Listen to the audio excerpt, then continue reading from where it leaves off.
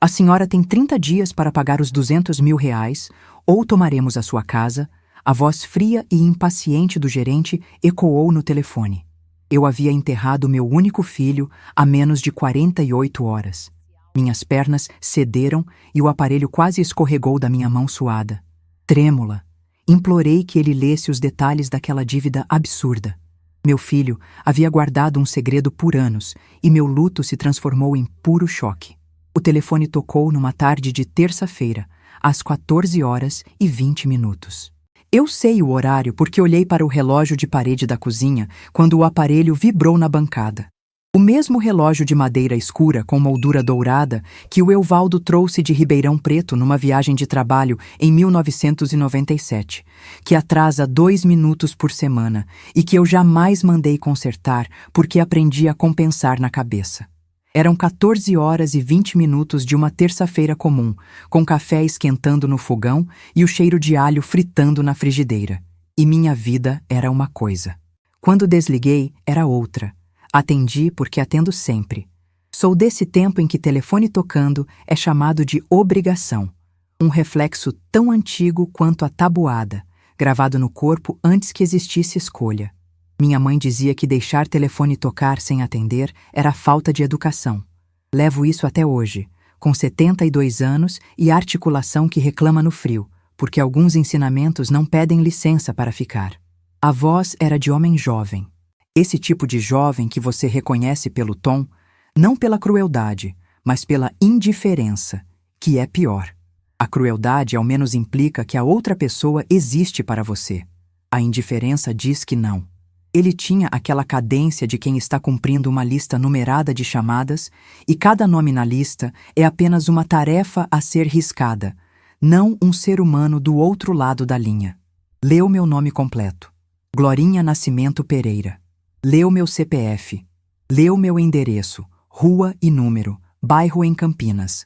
Cada dado como se fosse a confirmação burocrática de que eu existia apenas para aquela finalidade, ser cobrada. Disse que era do setor de cobranças de um banco. Disse que havia uma operação de crédito com aval em meu nome. Disse que o saldo devedor atualizado era de R$ 203.000. Disse que a garantia era o imóvel residencial registrado em meu nome. Disse que eu tinha 30 dias. Eu havia enterrado o Adelson havia menos de 48 horas. Repito isso não para provocar compaixão. Não é compaixão que estou pedindo. Nunca pedi. Mas porque é necessário que você entenda a dimensão física do que aquelas palavras fizeram. Não foi só o choque da informação. Foi o choque sobreposto ao luto, que é como apanhar 2 vezes no mesmo lugar que ainda não sarou. O luto deixa você porosa. Deixa todos os sentidos mais expostos, como pele sem a camada de cima. Você sente tudo com uma intensidade que nos dias normais o corpo sabe filtrar, mas naqueles dias não filtra mais. Cada palavra daquele homem entrou direta, sem amortecimento. Ainda havia flores murchas na sala. A coroa do enterro estava encostada na parede porque ninguém havia tido coragem de tirar nas primeiras horas. E é estranho o que a mente faz nessas circunstâncias, porque eu me lembro de ter pensado, enquanto ele falava, que precisava jogar aquelas flores fora antes que o cheiro azedasse de vez. A mente vai para o concreto quando o abstrato é grande demais para caber. O vestido preto ainda estava pendurado na cadeira do quarto, do jeito que eu havia tirado antes de deitar na noite do velório. Ainda havia copo d'água pela metade na mesinha de cabeceira, que a Rosa havia deixado quando me acompanhou até a cama, porque minhas pernas simplesmente não obedeciam. Esse é o cenário em que me encontrei quando as palavras R$ 203.000 e 30 dias chegaram pelos alto-falantes do aparelho. Minhas pernas cederam. Não foi um desmoronamento dramático. Foi um deslizamento lento e silencioso, como quando a força abandona o corpo de repente, mas o corpo encontra o chão sem violência, sem barulho. Me sentei no chão da cozinha sem ter planejado sentar. O aparelho quase escorregou da minha mão suada e eu o apertei com os dedos porque algum instinto de sobrevivência quis manter aquela linha aberta, manter aquela voz do outro lado, porque enquanto a linha estava aberta, havia ainda alguma coisa a fazer. Implorei que ele lesse os detalhes. Ele leu com a voz de quem lê o cardápio de um restaurante que não é o seu. Disse a data da operação, 3 anos e 8 meses atrás. Um dia comum, uma manhã de segunda-feira. Eu poderia me esforçar para reconstruir o que estava fazendo naquele dia e jamais conseguiria. Porque era um dia comum, e dias comuns não deixam memória específica. Só os dias extraordinários ficam. E naquele dia aparentemente extraordinário, segundo os registros de um banco, eu havia assinado um documento que colocava minha casa como garantia de uma dívida de R$ 94 mil em nome do meu filho. Sem que eu soubesse. Disse o valor original contratado. R$ 94 mil, em nome de Adelson Pereira, com aval de Glorinha Nascimento Pereira.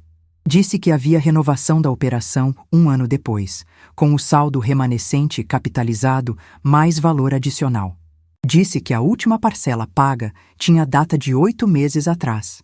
Disse, quando perguntei sobre o crescimento do valor, que o contrato previa juros remuneratórios mais encargos de mora, e que 8 meses de inadimplência sobre crédito pessoal com garantia real fazem o que fazem. 94 mil se tornam 203 mil. A matemática da inadimplência não tem misericórdia e ela não faz distinção entre devedor vivo e devedor enterrado há 46 horas. Adelson Pereira, meu filho, meu único filho que havia sido levado por uma parada cardíaca fulminante numa quinta-feira de manhã, aos 47 anos, enquanto tomava café antes de sair para o trabalho. Rápido assim. A Silvana havia ligado para mim às 8h27 da manhã. Também sei esse horário, gravado em neuropatia de choque, esse tipo de informação que o cérebro decide guardar sem consultar a gente. E a palavra que ela usou foi aconteceu. Não disse o quê?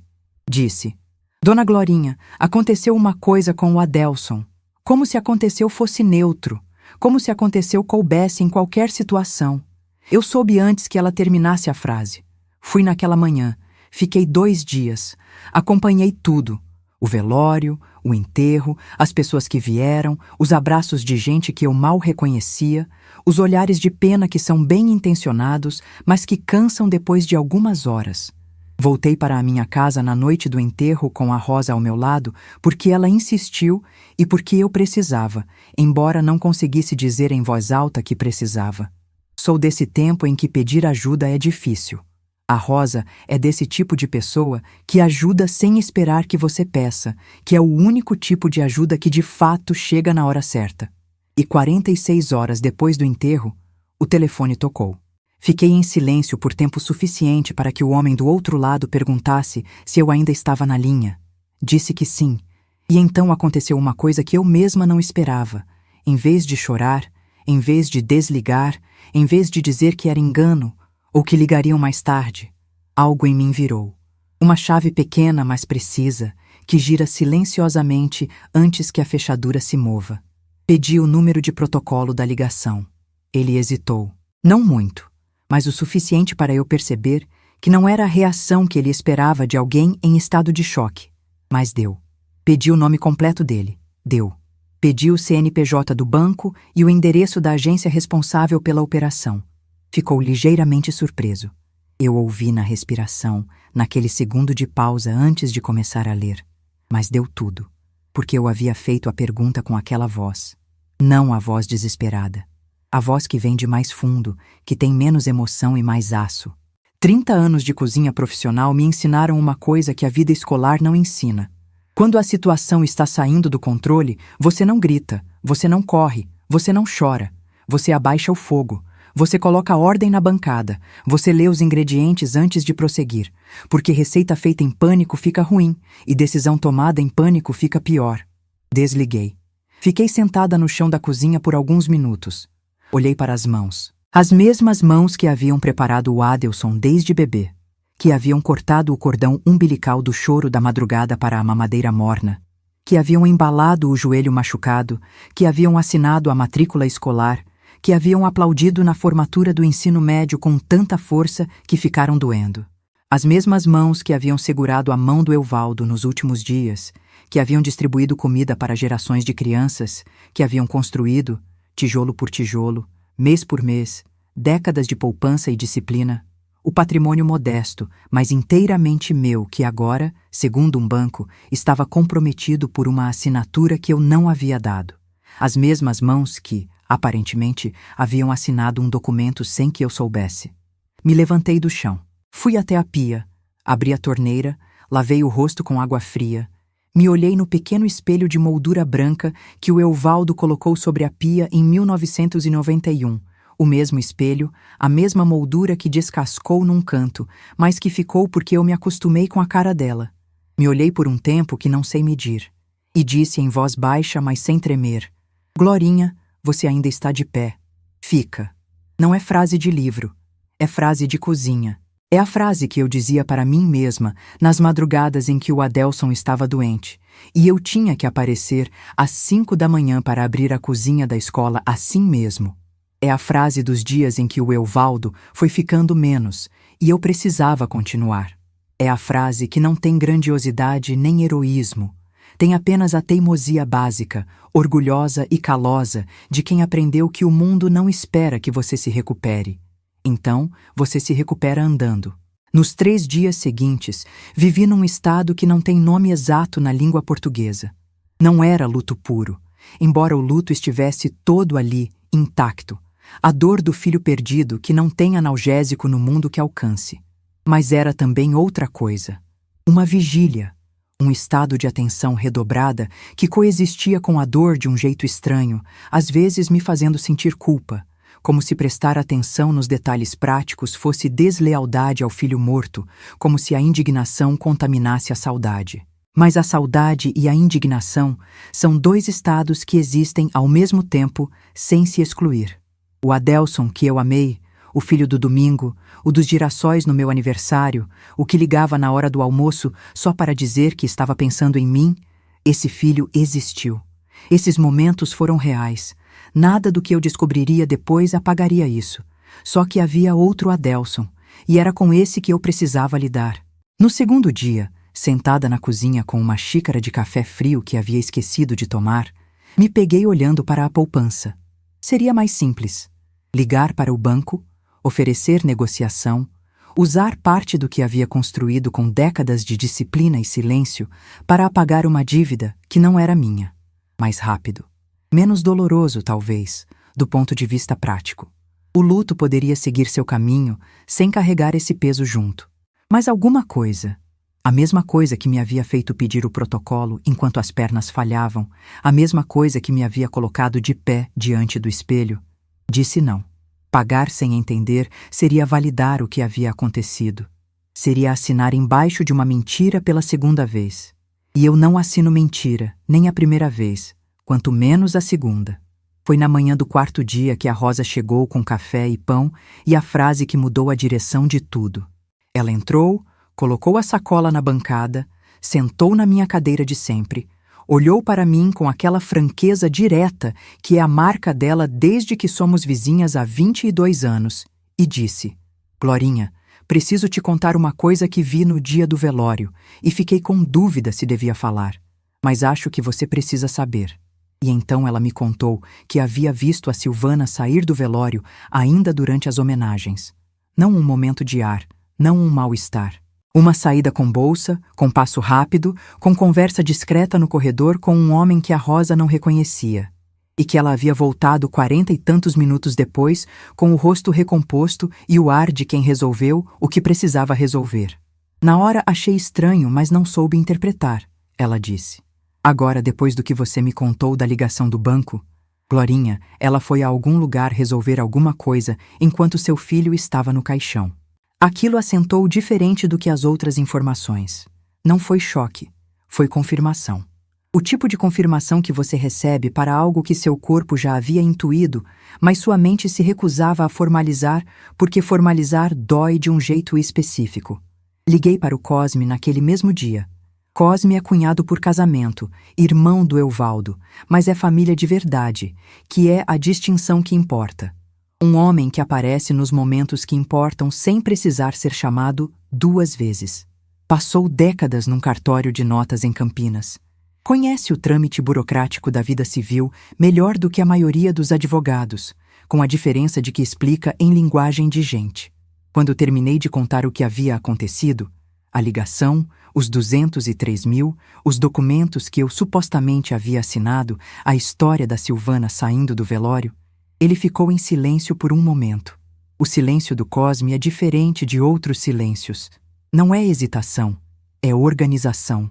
Ele estava colocando as informações em ordem antes de falar. Depois disse: Glorinha, a primeira coisa que você precisa é de uma advogada especializada em direito sucessório. Não amanhã, hoje. 2 dias depois, eu estava no escritório da doutora Patrícia Avelar, com os olhos inchados e a cabeça funcionando. Levei o número de protocolo da ligação, o nome completo do cobrador, o CNPJ do banco, o endereço da agência, tudo que havia anotado no chão da cozinha com as pernas falhando. Ela leu, fez perguntas precisas e rápidas e no final disse: Dona Glorinha, antes de qualquer coisa, preciso que a senhora me autorize a solicitar ao banco os documentos originais dessa operação, especificamente a ficha de proposta, o instrumento de crédito e o documento de identificação usado no ato da assinatura. Por quê? Ela me olhou com aquela atenção que não é condescendência, é respeito. Porque a senhora me disse que nunca assinou nada. E se isso for verdade, esses documentos vão me dizer exatamente como a assinatura da senhora chegou lá. Naquele momento, alguma coisa na minha cabeça clicou de um lugar para outro. O luto recuou um passo. Não sumiu, recuou. E a mulher que passou 36 anos medindo ingredientes com precisão, que sabe que receita errada tem consequência, que aprendeu que a atenção aos detalhes é o que separa o que presta do que não presta. Essa mulher acordou completamente. Pode solicitar, disse. E pode solicitar tudo.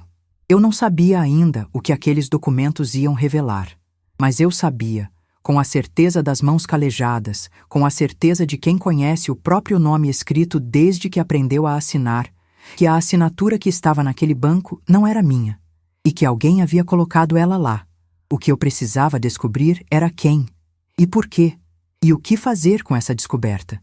Levantei da cadeira da doutora Patrícia, apertei a mão dela, saí para a tarde aberta de Campinas. Andei até o ponto de ônibus devagar, com o sol batendo no rosto, sentindo o calçamento irregular sob os pés. Pensei no Adelson, pensei nos girassóis, pensei nas 46 horas entre o enterro e a ligação do banco. E pensei, quem planta mentira colhe consequência. A paciência de cozinheira que aprendi é diferente da paciência de quem espera sentada.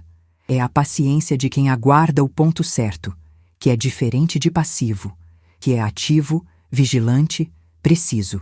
Feijão no fogo não pede que você olhe para ele o tempo todo, mas pede que você não esqueça que ele está lá. Eu não ia esquecer. Gente, preciso parar um segundo aqui. Me digam uma coisa. Se fosse com vocês, qual seria a primeira reação? Pagar logo para acabar o sofrimento ou ir atrás da verdade, custasse o que custasse? Me contem nos comentários. Preciso saber se eu fiz certo. Os documentos do banco chegaram em 12 dias. 12 dias em que continuei acordando às 5:30 da manhã. O corpo não muda de horário só porque a alma está ferida, fazendo o café forte que o Evaldo gostava, porque é o único jeito que sei fazer, sentando na mesma cadeira da cozinha com a mesma xícara de porcelana branca, com a borda azul que uso desde 1998. 12 dias em que o silêncio da casa batia diferente. Casa sem filho é um silêncio de textura específica que não é igual ao silêncio comum. É o silêncio que tem forma, que você esbarra nele quando passa pela sala, quando escuta o telefone tocar e por uma fração de segundo o cérebro faz o que faz. Imagina que poderia ser ele. Não era nunca ele. Não seria mais. A doutora Patrícia me ligou na tarde em que os documentos chegaram. Pediu que eu fosse ao escritório com alguma coisa que tivesse minha assinatura antiga. Não nova, antiga. Carteira de trabalho, título de eleitor, qualquer contrato de anos passados. Qualquer coisa que documentasse como eu assinava antes de saber que minha assinatura havia virado objeto de interesse de outras pessoas. Fui com a carteira de trabalho, emitida em 1986 pela Delegacia Regional do Trabalho, e com um contrato de abertura de conta bancária de 2004. Documentos de idades diferentes, assinados em circunstâncias diferentes, mas com a mesma assinatura, porque a minha assinatura não mudou em 40 anos. Tem o G inicial grande, quase uma volta completa, e termina numa linha que sobe. O Evaldo certa vez disse que parecia o rabisco de quem tem orgulho do próprio nome. Eu achei graça na época. Depois passei a achar verdadeiro. Ela colocou os 3 documentos lado a lado na mesa. A minha carteira de trabalho de 1986, o contrato bancário de 2004 e o instrumento de crédito do banco, aquele que constava como sendo assinado por mim, aquele que havia transformado minha casa em garantia de uma dívida de R$ 94 mil contraída pelo meu filho. Fiquei olhando para os 3 documentos. A assinatura nos 2 primeiros era minha. Inconfundível depois que você aprende a reconhecer. O G grande, a curva, a linha ascendente. A assinatura no terceiro era diferente. Miúda, inclinada para a esquerda, com um traço de saída que descia, não subia. Era a caligrafia de alguém que havia tentado imaginar como Glorinha assina. E havia imaginado errado, porque não tinha a referência certa, porque nunca havia prestado atenção suficiente no que minha assinatura de fato parecia. Doutora Patrícia, disse devagar, sem tirar os olhos dos papéis. Quem assinou isso? Ela não respondeu imediatamente. Deixou a pergunta assentar na sala como um cheiro forte que precisa de espaço para se dissipar. Isso é o que vamos descobrir, disse ela finalmente. Mas o que posso dizer agora é o seguinte. A senhora não assinou, e isso muda tudo juridicamente. Saí do escritório naquela tarde com o estômago pesado de um jeito que não era fome. Era o tipo de peso que se instala quando você confirma o que não queria confirmar. Enquanto era suspeita, havia a possibilidade de engano, de que houvesse uma explicação simples, uma confusão de documentos, um erro burocrático que se resolveria com um telefonema. A confirmação fecha essa saída. Com a confirmação, não há mais para onde olhar além da verdade. Voltei para casa de ônibus. Sentei no banco da janela, como sempre faço, e olhei a cidade passar. As ruas que conheço há décadas, as casas que foram crescendo ao lado das outras, os postes e as calçadas que não mudam. Pensei, o Adelson cresceu nessas ruas, andou nessas calçadas, foi pelas aulas na escola a 3 quarteirões, tomou sorvete no mercadinho da esquina, aprendeu a andar de bicicleta no mesmo corredor de casas onde eu ainda moro. E em algum momento, em alguma madrugada de decisão que eu não conheço, o meu filho havia pego um papel, havia forjado a minha assinatura, havia colocado a minha casa em risco para sustentar uma vida que não era a dele de direito. O ônibus parou no meu ponto. Desci. Entrei em casa, fechei a porta, sentei na cozinha e deixei. Deixei chorar do jeito que eu não havia conseguido desde a ligação do banco. O choro do luto e o choro da traição juntos, que não são iguais, mas naquela tarde se misturaram sem pedir permissão. Chorei pelo Adelson que eu havia perdido 10 dias antes, e pelo Adelson que eu estava perdendo agora, de um jeito diferente, que é quase mais cruel porque não tem enterro, não tem cerimônia, não tem flores, nem padre, nem gente que abraça. Tem só você, sentada na mesma cadeira de sempre, descobrindo que a pessoa que você amou fez uma coisa que você não consegue colocar num lugar dentro de você que caiba direito. Fiquei naquela cozinha por horas. A noite chegou e eu não levantei para acender a luz. Fiquei no escuro que ia aumentando devagar. O tipo de escuro gradual que você não percebe começar, só nota quando já está lá. O cheiro de café frio na xícara que havia esquecido na mesa. O barulho distante da rua, um cachorro, um carro, vozes que passavam sem destino para mim. Me lembrei de uma noite parecida, muitos anos atrás, quando o Evaldo estava internado pela 2ª vez e eu havia voltado do hospital sozinha porque precisava deixar as crianças da rua dormir e não havia mais nada que eu pudesse fazer além de esperar. Havia sentado nessa mesma cozinha, nesse mesmo escuro, com o mesmo peso no peito de quem sabe que há coisas que não dependem da sua força. Naquela noite de anos atrás, o que me tirou do escuro foi o café da manhã seguinte. A obrigação do café da manhã, que é ridículo como força motriz, mas é o que é. Você levanta porque tem que fazer o café, porque tem que comer, porque o corpo não sabe que você está destruída e continua pedindo as coisas que pede todo dia. Nessa noite, foi a mesma coisa. Me levantei, acendi a luz, lavei a xícara, enchi a chaleira. E enquanto a água esquentava, fiz o que os cozinheiros fazem quando precisam organizar a cabeça. Fui para o caderno. O caderno de receitas que fica na segunda gaveta à esquerda. O mesmo caderno de capa verde que uso há anos para anotar receitas, lista de compras, observações de quando testei algo novo e precisei guardar as proporções. Abri numa página em branco e escrevi uma cronologia. Não porque era advogada, não sou. Não porque entendia de direito, não entendia. Mas porque 36 anos de cozinha ensinam que qualquer problema complexo fica menor quando você anota o que sabe, na ordem que aconteceu, separando o que é fato do que é suposição. É método. É o mesmo método que você usa para entender por que o bolo não cresceu. Você vai atrás dos ingredientes, das quantidades, da temperatura, da sequência, até encontrar onde foi que a coisa saiu dos trilhos. Escrevi. Há 4 anos. Adelson contrai operação de crédito de R$94 mil. Usa CPF e nome da mãe como avalista. Coloca a casa da mãe como garantia. A mãe não sabe. Há 3 anos. Renovação da operação. O saldo remanescente é capitalizado, valor adicional é acrescentado. A mãe continua sem saber. Há 8 meses, última parcela paga. Inadimplência começa. No mesmo período, Silvana vai até a empresa do Adelson sem avisar e sai com cara de quem ouviu coisa que não queria. Há 46 horas do telefonema. Adelson morre. Dia do velório. Silvana sai do velório por 40 minutos com bolsa. Volta com o rosto recomposto. 48 horas após o enterro, banco liga. R$203 mil. 30 dias. Olhei para a cronologia. Havia um padrão. Não era aleatório. Havia uma lógica de gente que sabia o que estava fazendo, ou, pelo menos, sabia o suficiente para fazer escolhas específicas em momentos específicos. E havia uma lacuna enorme no meio. O que a Silvana sabia, e quando havia sabido. Dormi naquela noite com o caderno aberto na mesa. Na semana seguinte, o peso foi se reorganizando de um jeito diferente. Ainda havia dor. A dor até hoje, esse é o tipo de coisa que não tem prazo de encerramento. Mas a dor foi encontrando forma. Deixou de ser informe, nebulosa, aquela névoa que sufoca sem ter borda. Foi ganhando contorno. E coisa com contorno você pode olhar nos olhos. Comecei a dormir melhor. Não bem, melhor. A diferença importa. Comecei a comer regularmente de novo, porque o corpo reivindica o que precisa, independente do que a alma está passando. Comecei a fazer o almoço de sempre, os cheiros de sempre.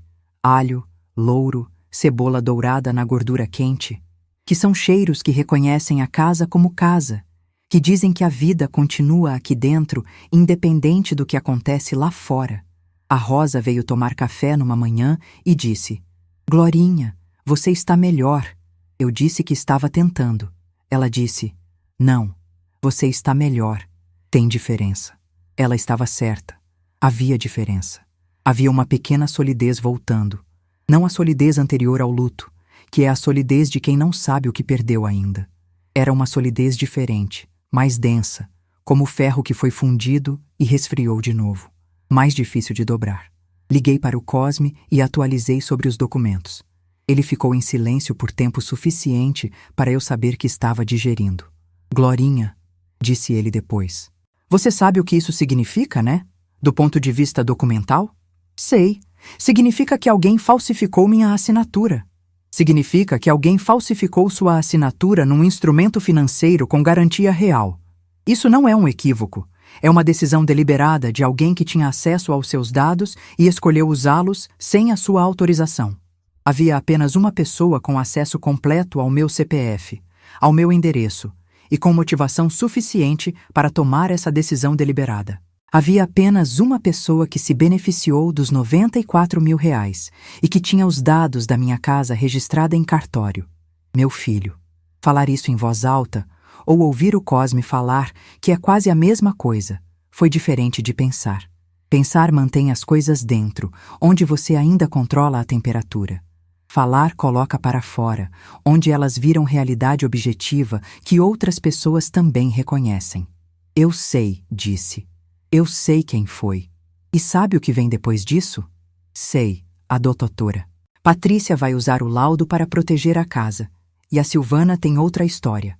Tem uma história bem específica, disse o Cosme. E eu precisava que você chegasse a esse ponto antes de te contar o que eu levantei sobre o inventário. Ele me contou devagar, com a precisão cartorária que é a marca dele. Os bens do Adelson ao falecer eram escassos. O apartamento onde morava com a Silvana era alugado. O carro era financiado. O saldo em conta corrente pessoal era pequeno. Havia, porém, uma conta conjunta, ele e a Silvana, com saldo de pouco mais de R$18.000, composta integralmente por depósitos do Adelson, contra-cheques e comissões de consórcio. Nenhum depósito da Silvana. Saldo de conta conjunta entra no espólio quando a titularidade é majoritariamente de um dos titulares, disse o Cosme. E mais, movimentação feita depois do falecimento, antes da abertura do inventário, tem implicação séria, precisa ser justificada ao juízo. O que foi feito com essa conta? Pausa. Foi encerrada, com saque integral em espécie, no dia do velório, no horário em que a Rosa viu a Silvana sair. Engolia seco. Não foi surpresa. Já havia a suspeita, a cronologia, a lógica do comportamento. Mas confirmação é diferente de suspeita. Confirmação tem peso de objeto sólido que você não pode mais fingir que não está lá. Cosme, disse. Você está me dizendo que enquanto eu estava em frente ao caixão do meu filho, a mulher dele foi a um banco sacar os últimos reais que restavam antes que o espólio fosse aberto. Estou dizendo que os registros bancários indicam isso, que a doutora Patrícia vai poder confirmar com os extratos quando solicitar no âmbito do inventário, e que você precisa estar preparada para o que vem depois disso, que é o confronto. Fiquei em silêncio. E então, aconteceu uma coisa que eu não esperava de mim mesma. Sorri. Não de alegria. Sorri com a boca fechada, devagar. O tipo de sorriso que não é alegria, mas é certeza. É o sorriso de quem está na cozinha às 3 da manhã, terminando um cardápio para 500 pessoas, que sabe que o trabalho é grande, mas sabe que os ingredientes estão certos e a proporção está correta e a temperatura está a favor. Então, vamos nos preparar, disse. E percebi naquele momento, com clareza quase física, que a tristeza havia ficado para trás na frase anterior. Não desaparecido. A tristeza do filho não desaparece nunca. Mas naquele momento específico, diante da clareza do que havia sido feito e do que precisava ser respondido, a tristeza cedeu lugar a outra coisa. Desconfiança calculada, método, determinação. E a certeza de que o que seria feito a seguir não seria feito com raiva. Seria feito com frieza, com precisão, com o mesmo cuidado que coloco num caldo que precisa de horas para apurar. Bem feito, sem pressa, com consequência. O laudo grafotécnico extrajudicial chegou numa quinta-feira de manhã, 3 semanas depois que a doutora Patrícia havia contratado a perita. Eu estava na cozinha quando ela ligou. Disse apenas: Dona Glorinha, o laudo está aqui. Pode vir hoje?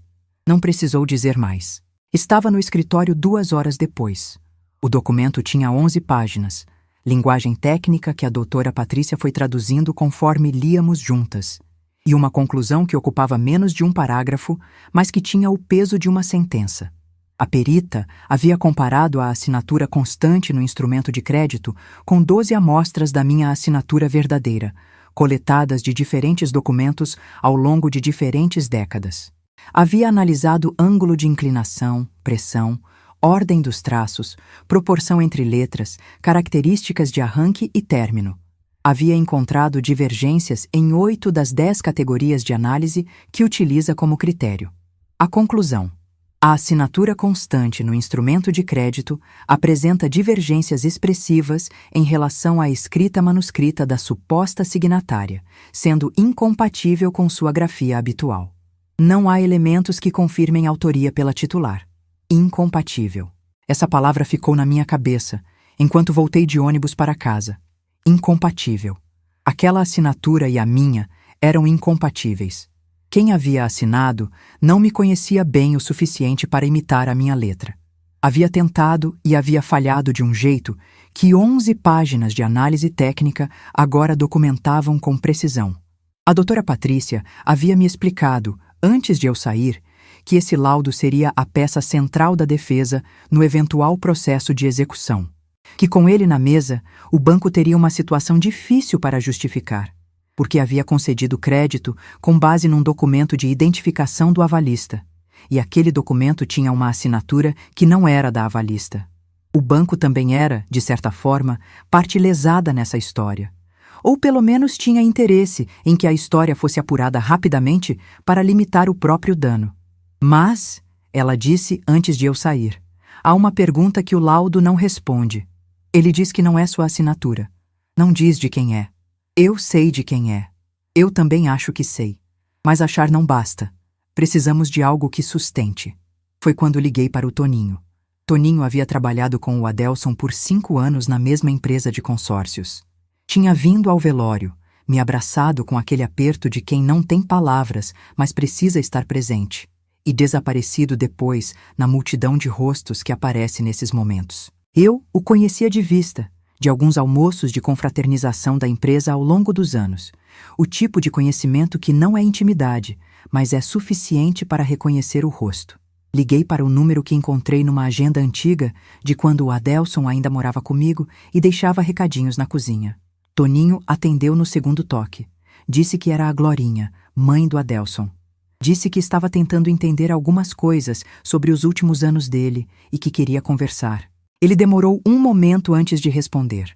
Quando falou, a voz tinha aquele cansaço específico de quem carregou algo por tempo demais.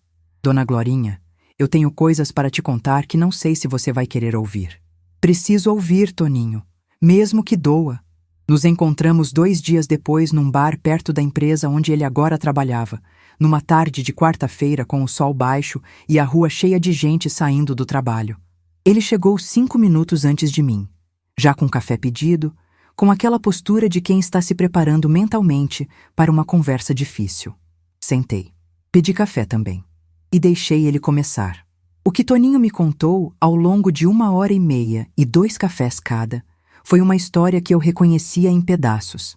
A vaidade, o padrão de vida acima do salário, a Silvana com as expectativas. Mas que eu não havia nunca visto como todo. Ver o todo dói de um jeito diferente de ver os pedaços.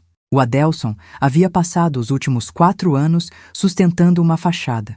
Viagens, carro novo, apartamento reformado, roupas caras para os dois. A Silvana vinha de uma família que tinha o hábito de comparar o que tinha com o que os outros tinham, o que o marido ganhava com o que os cunhados ganhavam, o que a casa parecia com o que as casas dos outros pareciam. E o Adelson não sabia negar o que ela queria, porque o amor do Adelson sempre foi dessa qualidade frágil que precisa de aprovação constante para existir. Eu sei isso, sei desde que era criança, e me culpei muitas vezes por não ter conseguido ensinar a ele que a aprovação que depende de dinheiro não é aprovação, é dívida. Ele me pediu uma vez para ser avalista numa operação, disse o Toninho, mexendo o café sem tomar. Eu recusei.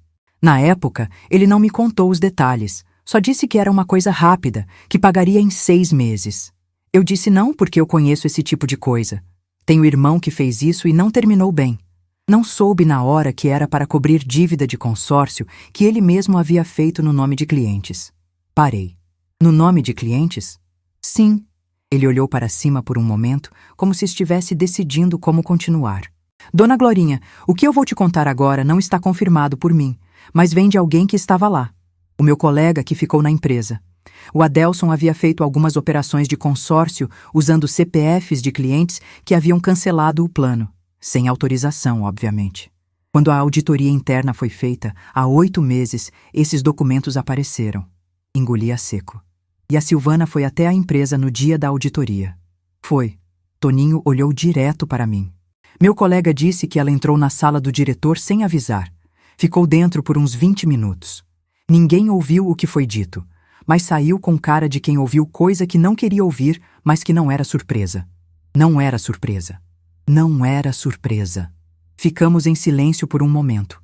Do lado de fora, a rua continuava cheia de gente com seus dias comuns, suas preocupações regulares, sem saber que dentro de um bar qualquer, uma mulher de 72 anos estava organizando mentalmente a extensão completa de uma traição que havia começado 4 anos antes e havia chegado até ela com 48 horas de atraso sobre o enterro do filho. Toninho, disse finalmente, você estaria disposto a formalizar o que me contou em declaração escrita? Não precisa ser nada elaborado. Só o que você sabe, com data e assinatura. Ele não hesitou. Estaria. Desde que seja para proteger você, Dona Glorinha. É só para isso. Voltei para casa com 2 páginas de anotações no meu caderno de receitas, a cabeça funcionando em velocidade que eu não sentia há semanas, e a certeza de que o fio que eu havia começado a puxar estava levando a um lugar específico. Não um lugar que eu havia escolhido. Um lugar que as escolhas do Adelson e da Silvana haviam construído, e que eu estava apenas revelando, camada por camada, com o método de quem sabe que apressar o processo antes da hora só arruína o resultado. A doutora Patrícia, quando lhe passei tudo, ficou em silêncio por um longo tempo. Depois disse, Dona Glorinha, tenho que ser honesta com a senhora. A situação é mais complexa do que o banco. Há a questão das assinaturas, que o laudo resolve para o fim da execução. Há a questão da conta conjunta, que resolve no inventário. E há a questão das operações na empresa, que é uma linha separada e que a senhora não tem obrigação de perseguir. Não vai te dar dinheiro, não vai te devolver nada, mas pode te dar outra coisa. O quê? Contexto. Prova de que o padrão de comportamento era consistente. De que a falsificação da sua assinatura não foi um ato isolado de desespero, mas parte de um método que ele usava quando precisava de recursos que não tinha. E isso importa juridicamente? Importa para o banco. Quando apresentarmos o laudo ao banco em audiência de mediação, eles vão querer entender como aquela assinatura chegou lá. O contexto de que havia um padrão, que não era a primeira vez que ele usava documentos de terceiros sem autorização, reforça a narrativa de que a senhora não tinha como saber que foi vítima, que não havia conivência da sua parte. Não havia conivência nenhuma. Eu sei. O laudo também diz. Mas a audiência de mediação funciona melhor com camadas. Quanto mais completo o quadro, menos espaço para questionamento. Trabalhamos por mais 3 semanas construindo esse quadro. A doutora Patrícia formalizou a declaração do Toninho. Cruzou as datas das operações de consórcio irregulares com as datas das operações de crédito pessoal com meu nome como avalista e chegou a uma cronologia que contava uma história clara. Quando as fontes de crédito por um meio se fechavam, o Adelson buscava outro. Quando o cunhado se recusou a ser avalista, ele usou meu nome. Quando a empresa começou a questionar as operações irregulares, 8 meses antes da morte, as parcelas do banco pararam. O dinheiro que havia antes estava secando, e a inadimplência era a consequência. A Silvana havia sabido, naquele dia da auditoria, que a água estava acabando. Havia passado 8 meses, sabendo que havia uma dívida grande com garantia em imóvel da sogra. Havia escolhido o silêncio calculado de quem está esperando para ver se o problema se resolve sozinho ou explode. Quando explodiu, ela estava no banco, encerrando a conta conjunta antes que o juízo de inventário a bloqueasse. Esse era o quadro completo. Não agradável, mas completo. No último dia de preparação, sentei com a doutora Patrícia e o Cosme na mesa do escritório dela e olhei para o dossiê que havíamos montado. O laudo grafotécnico, a cronologia das operações, a declaração do Toninho, o levantamento bancário da conta conjunta, o horário do saque no dia do velório, a declaração da Rosa sobre o que havia visto. Cada documento tinha data, assinatura, fonte verificável. Isso é tudo que precisamos? Perguntei. A doutora Patrícia olhou para mim com aquela expressão que já havia aprendido a reconhecer. Não é sorriso, mas é perto disso. Para o banco, sim. Para o inventário, sim. Para a Silvana, mais do que o suficiente. Fechei o dossiê. E pensei, é hora de convocar. A notificação para a Silvana foi redigida pela doutora Patrícia em linguagem técnica precisa. O tipo de linguagem que não diz mais do que o necessário, mas diz exatamente o que precisa. Informava que, no âmbito do inventário dos bens do falecido Adelson Pereira, havia inconsistências documentais que precisavam ser esclarecidas. Solicitava sua presença, com o advogado, numa data específica, num escritório específico. Não dizia o que tínhamos. Não dizia até onde chegava nosso conhecimento. Deixamos isso para a reunião. E para a audiência de mediação com o banco, marcada para 3 dias depois, com o dossiê completo e a doutora Patrícia preparada para colocar tudo na mesa. Não mandei mensagem para a Silvana além da notificação formal. Não tentei contato informal. Não pedi explicações antecipadas. Quem explica antes da hora, dá tempo para o outro se preparar. E eu não estava interessada em dar esse presente. Na manhã da audiência de mediação com o banco, acordei às 4h40. Não foi o despertador. Foi o corpo, que conhece quando um dia é diferente dos outros, antes mesmo que a mente organize o porquê. Fiquei um momento deitada no escuro, ouvindo a rua silenciosa. Essa hora em que Campinas ainda não acordou de verdade, quando só passam os caminhões de entrega e os pássaros que não consultam ninguém antes de começar o dia. Depois levantei. Fiz o café devagar, da forma que o Evaldo gostava. Água quase fervendo, coada lenta, sem pressa. Me sentei na cozinha com a xícara nas mãos e fiquei em silêncio por um tempo que não precisei medir. Olhei para o caderno de receitas aberto na mesa, com a cronologia que havia escrito semanas antes, as páginas com as anotações das conversas, os números, as datas. Pensei no Evaldo. Pensei nele construindo essa casa tijolo por tijolo, levantando nos fins de semana com o irmão e 2 amigos da rua, colocando o telhado num sábado de janeiro com calor de 40 graus, porque a verba só dava para contratar ajuda naquele fim de semana, e não havia outro fim de semana possível. Pensei nele passando a mão na parede no dia que acabou de rebocar e dizendo: Glorinha, essa parede vai durar mais do que nós. Essa parede estava de pé. E ia continuar de pé. Me vesti com cuidado, não com ostentação, nunca fui mulher de ostentação, mas com a atenção de quem sabe que a aparência diz alguma coisa antes que você abra a boca. Roupa escura, sóbria, sem enfeites. Os sapatos pretos fechados que uso para ocasiões que pedem seriedade.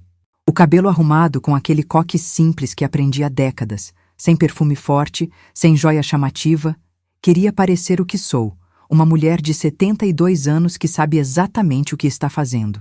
A doutora Patrícia e o Cosme me esperavam na porta do escritório dela às 8h30. Ela estava com o dossiê numa pasta preta discreta, o tipo de pasta que não anuncia o que carrega.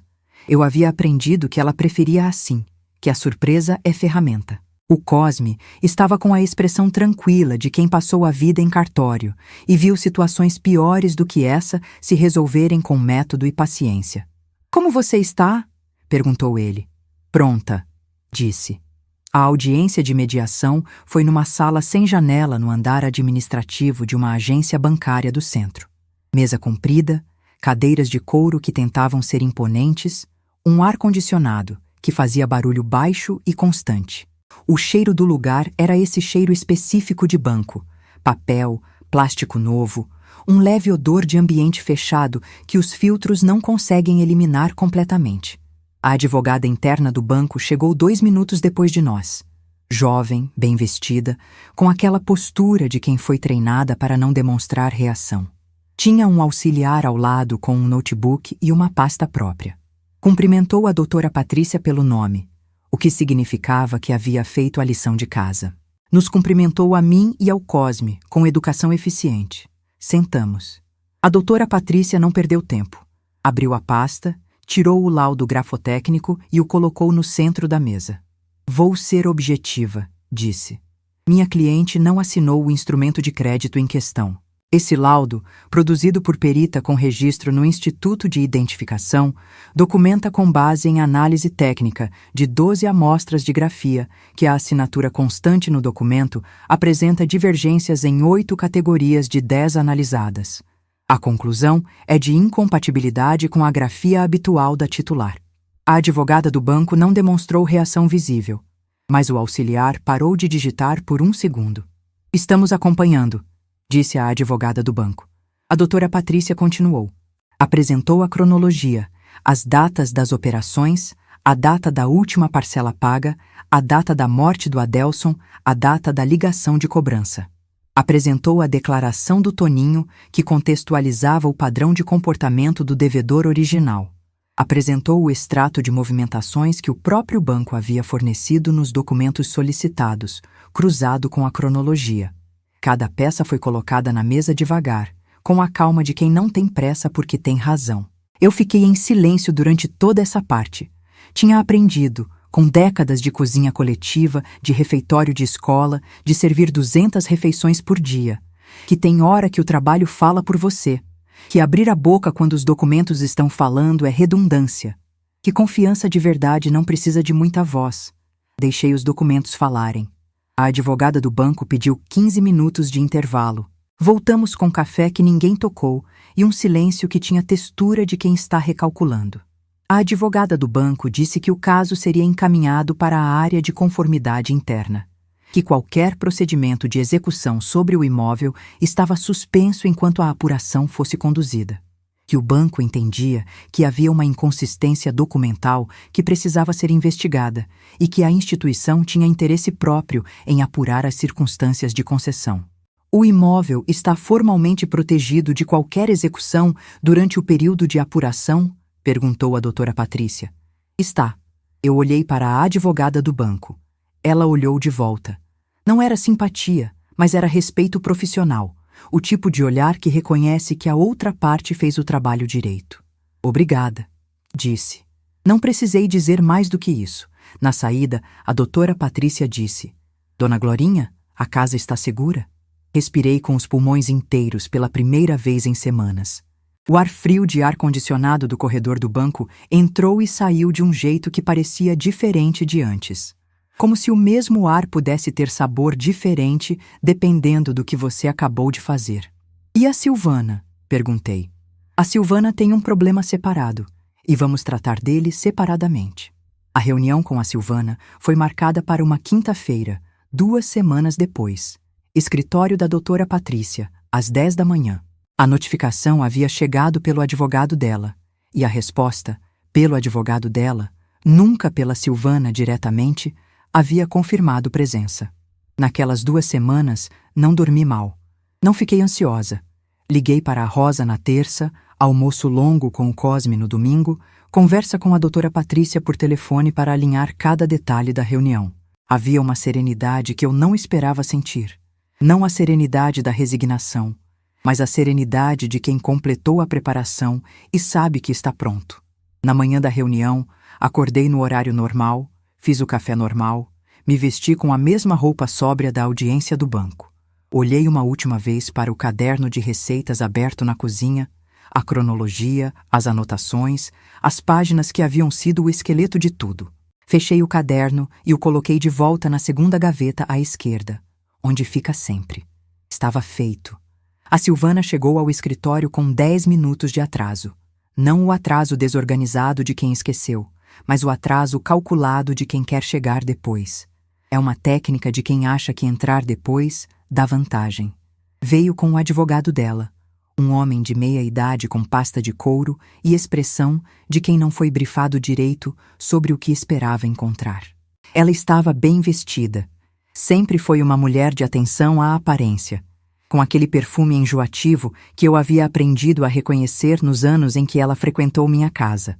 Usava óculos de aro fino que não me lembrava de ter visto antes. Tinha aquela postura de quem vem negociar, não de quem vem explicar. Me olhou quando entrou. Eu a olhei de volta. Não disse nada imediatamente.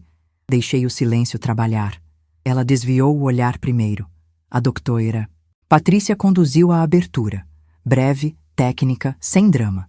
Disse que a reunião se referia à questão da distração de bem do espólio do falecido Adelson Pereira, identificada no âmbito do processo de inventário e que havia documentação a ser apresentada. O advogado da Silvana começou a falar. A voz de quem preparou um discurso, mas não sabe contra o que está discursando. Disse que a Silvana havia agido dentro dos direitos de titularidade conjunta da conta, que havia informado o banco sobre o falecimento do marido, que havia procedido ao encerramento da conta de forma regular. A doutora Patrícia o deixou terminar. Depois, abriu a pasta. Colocou na mesa o extrato bancário com a data e o horário do saque. Dia do velório, 14 horas e 32 minutos. Colocou a declaração da Rosa, com data e assinatura, descrevendo o que havia visto. A Silvana saindo do velório com bolsa às 14 horas e 8 minutos, retornando às 14 horas e 51 minutos.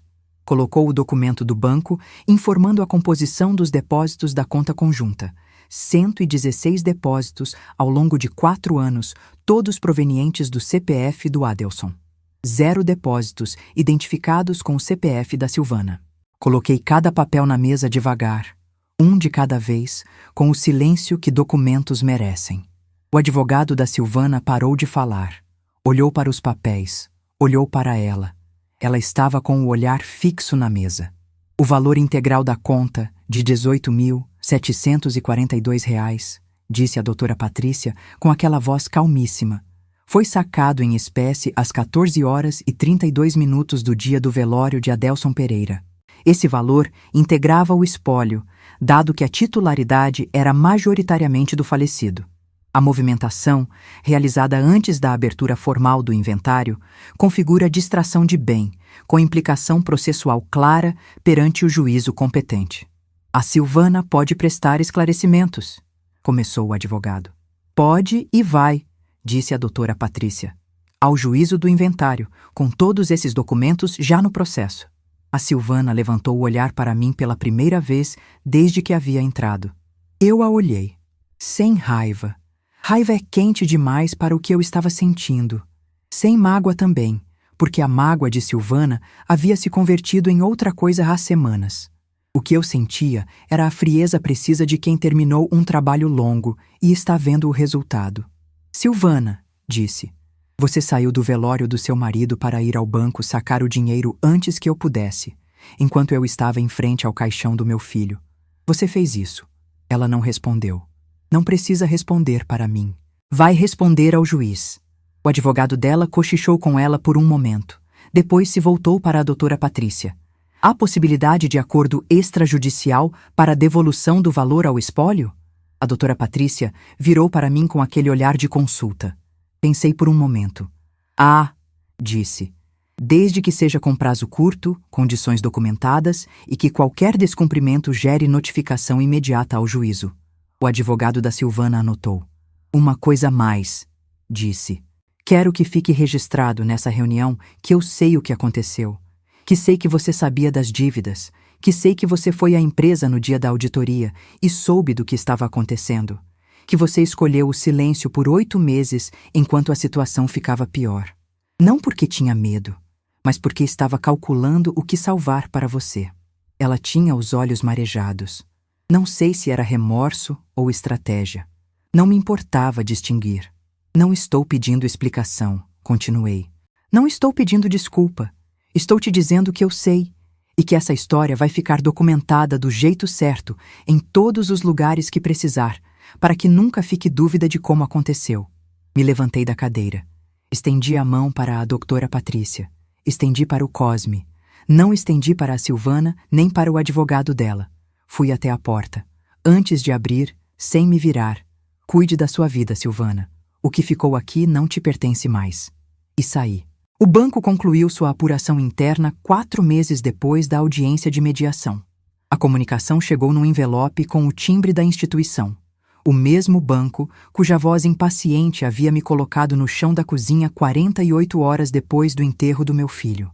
A carta informava que a apuração interna havia identificado inconsistência na identificação do avalista no instrumento de crédito em questão.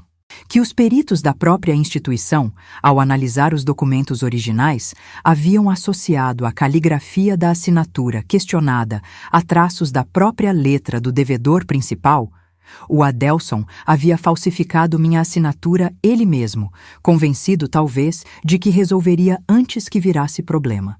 Que a casa estava formalmente liberada de qualquer ônus vinculado àquela operação. Que o nome da titular, Glorinha Nascimento Pereira, havia sido removido de qualquer registro de inadimplência relacionado ao contrato. Guardei esse envelope na mesma gaveta onde guardo a escritura da casa. Eles ficam juntos. O documento que prova que a casa é minha e o documento que confirma que tentaram tirá-la e não conseguiram.